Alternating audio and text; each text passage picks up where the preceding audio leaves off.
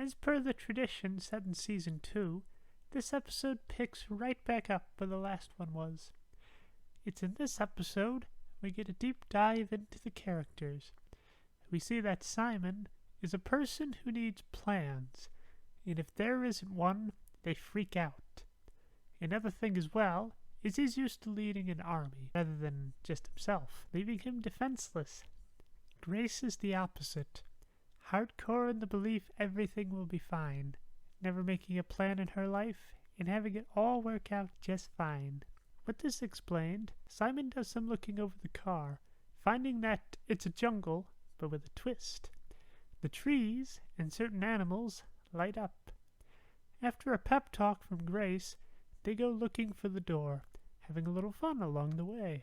During the montage, an odd beam of light sweeps over the jungle. At first, this seems harmless, but when Simon takes a look, the light tears through everything in its path. Simon then thinks back to all his protocols that he's written for the Apex. As this is something that cannot be beaten through combat, they decide to trap it. They wait for several hours when something destroys the trap. It grabs Simon first, and then Grace. They wake up in what looks like a gorilla's nest. Just then, a gorilla comes forward, speaking in the voice of a little girl. While this would seem humorous, the voice gives a fair warning. For punishment in trying to trap me, you will succumb to the power of the mighty tuba. I've still got a long ways to go for the voice, but I'm trying here. Grace screams as the creature's hand goes for her, only to have the scream turn into laughter. The gorilla decides to tickle them instead.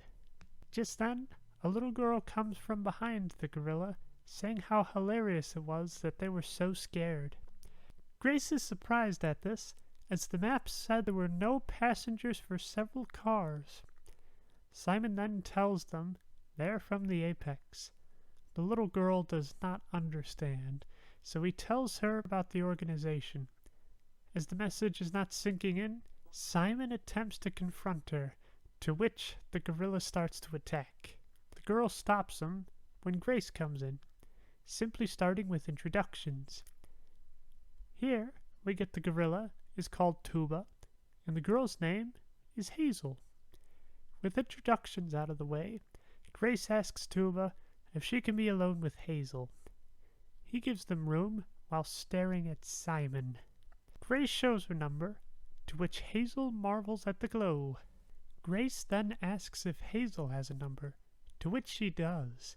However, it does not glow. Simon believes this is why she didn't show up on the map. Grace then invites her to join their party back to Apex. Hazel won't go, though, without Tuba. At this point, it should be well established that Apex hates nulls with a passion, or creatures that just don't have a number, but are rather created by the train. They agree that Tuba can come along, with the secret plan of getting rid of him later.